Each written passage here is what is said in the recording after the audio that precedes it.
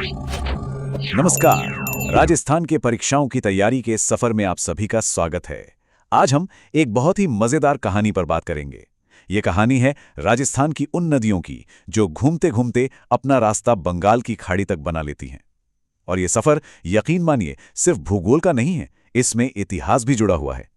तो शुरुआत एक सवाल से करते हैं।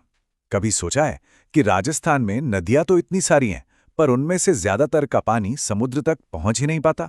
आखिर क्यों? ये सवाल असल में एक पहेली जैसा है और इसका जवाब हमें राजस्थान के पूरे भूगोल को समझने में मदद करेगा। तो बने रहिए, इसका जवाब हमें आगे मिलेगा। तो आज हम क्या क्या देखने वाले हैं। सबसे पहले समझेंगे कि ये नदियों का रास्ता तय कैसे होता है। फिर राजस्थान की दो बड़ी नदियां चंबल और बनास, इनसे मिलेंगे। उनकी सहायक नदियों को भी जानेंगे। और हाँ, आखिर में वो जरूरी फैक्ट्स जो सीधे सीधे एग्जाम में आ जाते हैं। तो चलिए, नदियों की कहानी में गोता लगाने से पहले उस असली हीरो से मिलते हैं जो पर्दे के पीछे से सब कुछ कंट्रोल कर रहा है।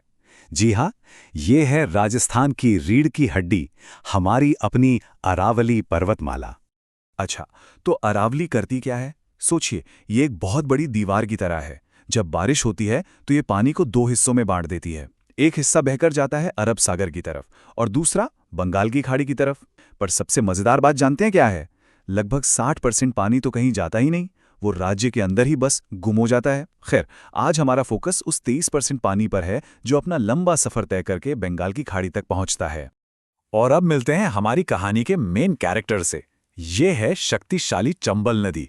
इसका एक पुराना नाम भी है, चर्मण्यवती, पर इसे प्यार से राजस्थान की कामधेनु भी कहा जाता है।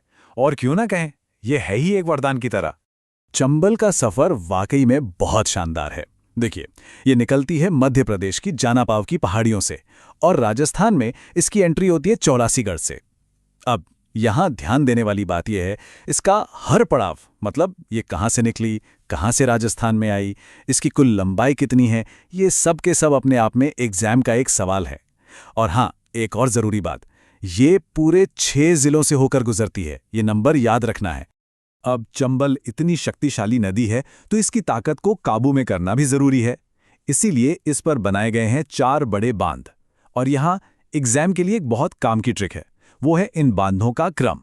ये अक्सर पूछा जाता है, तो बस इतना याद रखिए, सफर शुरू होता है गांधी सागर से और खत्म होता है कोटा बैराज पर। यह सीक्वेंस बहुत इंपॉर्टेंट है।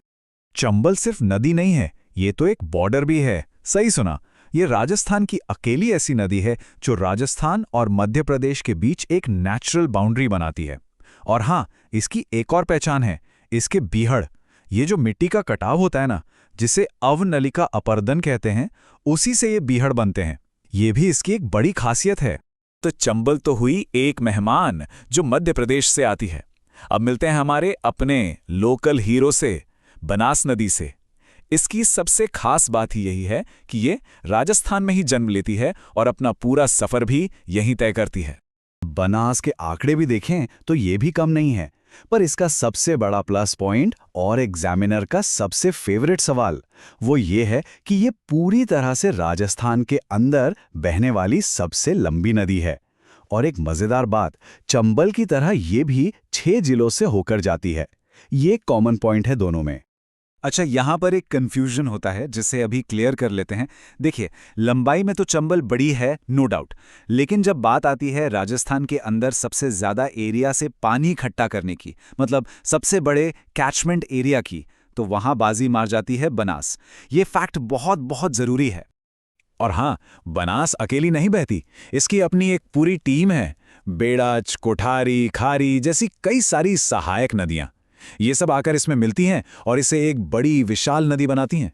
यही वजह है कि ये राजस्थान के इतने बड़े हिस्से की प्यास बुझा पाती है। तो मेन हीरोज की बात हो गई, पर कहानी तो सपोर्टिंग किरदारों के बिना अधूरी है ना? तो चलिए अब मिलते हैं एक बहुत ही इंपॉर्टेंट सहायक नदी से, काली सिंध। काली सिंध की कहानी भी चंबल जैसी ही है। ये भी मध्य प्रदेश से आती है, राजस्थान में झालावाड़ से एंट्री लेती है और फिर कोटा के पास नानेरा नाम की जगह पर चंबल में मिल जाती है। मतलब ये चंबल की ताकत को और बढ़ा देती है। चलो अब जरा फटाफट से अपने दोनों मेन हीरोज चंबल और बनास को कंपेयर कर लेते हैं। इससे क्या होगा कि सारे इंपॉर्टेंट पॉइंट्स एक साथ याद हो जाएंगे। देखिए, सीधी सी बात है, चंबल एमपी से आती है और साल भर बहती है। वहीं बनास यहीं राजस्थान की है और मौसमी नदी है। ये सबसे बड़ा फर्क है। तो अब तक हमने कहानी समझी। अब बारी है एक रैपिड फायर राउंड की। इसमें हम वो फैक्ट्स देखेंगे जो सीधे सीधे एग्जाम में सवाल बनकर आते हैं। तो एकदम ध्यान से सुनिएगा। ये नंबर, इस नंबर को दिमाग में एकदम फिट कर लीजिए, नंबर 6। क्यों? क्योंकि राजस्थान की 3 सबसे बड़ी नदियां चंबल, बनास और लूनी, तीनों की तीनों 6 जिलों से होकर गुजरती हैं। ये सवाल पता नहीं कितनी बार एग्जाम्स में आ चुका है। अब बात करते हैं त्रिवेणी संगम की, मतलब वो जगह जहां 3 नदियां आकर मिलती हैं। ये जगह भौगोलिक तौर पे तो जरूरी है ही, साथ ही इनका सांस्कृतिक महत्व भी बहुत ज्यादा है। तो राजस्थान में ऐसे 2 खास संगम हैं जो याद रखने हैं। एक है भीलवाड़ा के बिगोत में और दूसरा सवाई माधोपुर के रामेश्वर घाट पर। एक बार फिर से इस फैक्ट को दोहराते हैं क्योंकि ये बहुत खास है। चंबल राज्य की अकेली इकलौती नदी है जो 2 राज्यों राजस्थान और मध्य प्रदेश के बीच एक बाउंड्री बनाती है। यही बात इसे बाकी सब नदियों से बिल्कुल अलग कर देती है। तो आज हमने नदियों का पूरा सफर देख लिया। अब आखिर में एक ऐसा सवाल जो अब तक हमने जो कुछ भी सीखा है उसे एक नए तरीके से सोचने पर मजबूर कर देगा। तो सवाल ये है कि जरा सोचिए, अगर अरावली पर्वतमाला आज जैसी है वैसी न होकर पूरब से पश्चिम की तरफ होती तो क्या राजस्थान का भूगोल, यहाँ की नदियाँ, सब कुछ एकदम अलग नहीं होता? इस सवाल पे जरूर सोचिएगा क्योंकि ये आपको अरावली के असली महत्व को समझाएगा।